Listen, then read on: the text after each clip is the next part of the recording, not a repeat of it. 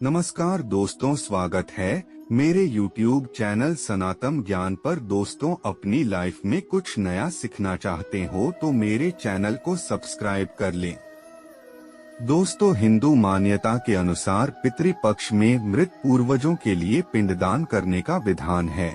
ऐसा माना जाता है कि यह एक दिवंगत आत्मा को श्रद्धांजलि देने का अनुष्ठान है।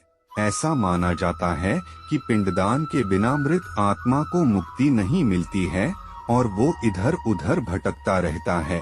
गया और अन्य स्थानों में पिंडदान बहुत ज्यादा महत्वपूर्ण माना जाता है और ये मुख्य रूप से उस व्यक्ति की संतान या किसी निकट के रिश्तेदार द्वारा ही किया जाता है। पितृपक्ष वो समय होता है जब मृत पूर्वज धरती पर आते हैं और अपने वंशजों से प्रसन्न होने पर उन्हें सफल और समृद्ध जीवन का आशीर्वाद देते हैं। गरुड़ पुराण के अनुसार यदि मृत व्यक्ति का पिंडदान नहीं किया जाता है तो ये घर के अन्य सदस्यों के लिए भी नुकसानदेह भी हो सकता है। अश्विन के हिंदू महीने के दौरान एक पखवाड़ा मृत पूर्वजों को समर्पित होता है और इस अवधि को पितृपक्ष कहा जाता है।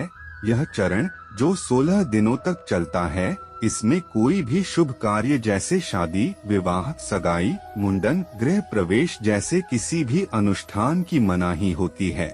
पितृपक्ष का समापन सर्वपितृ अमावस्या के साथ होता है, जो मां दुर्गा को समर्पित शारदीय नवरात्रि की शुरुआत का प्रतीक मानी जाती है।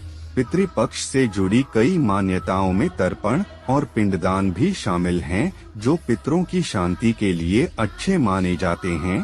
पिंडदान किसी परिवार के सदस्य की मृत्यु के बाद हिंदुओं द्वारा किया जाने वाला एक पवित्र अनुष्ठान है। गरुड़ पुराण के अनुसार स्वर्ग लोक में जाने वाली आत्मा की शांति के लिए यह अनुष्ठान अनिवार्य है। यह मृतकों के लिए सांसारिक आसक्तियों से राहत प्रदान करने और अंतिम मोक्ष पाने के लिए किया जाता है। पिंडदान मृत पूर्वजों के लिए एक प्रसाद स्वरूप होता है।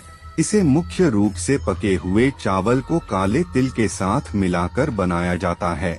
इस मिश्रण के छोटे छोटे पिंड या गोले बनाकर पूर्वजों के नाम से चढ़ाया जाता है, जिससे पितरों को शांति और मोक्ष मिल सके। यह अनुष्ठान उन लोगों के लिए होता है जिनके घर में पितृ दोष होता है।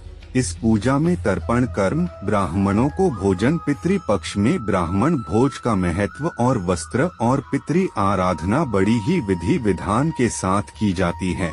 इस तरह का पिंडदान उन लोगों द्वारा किया जाता है जिनकी कुंडली में काल सर्प दोष होता है और जो आर्थिक नुकसान से पीड़ित होते हैं और अपने परिवार में सुख समृद्धि बनाए रखने में असफल होते हैं।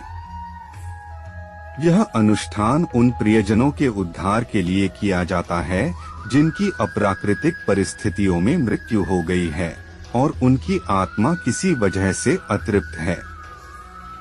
पिंडदान एक अत्यंत महत्वपूर्ण अनुष्ठान है जो कई पापों से मुक्ति के साथ पितरों की तृप्ति के लिए किया जाता है। यह अनुष्ठान दिवंगत आत्मा को पुनर्जन्म और मृत्यु के चक्र से मुक्त करता है।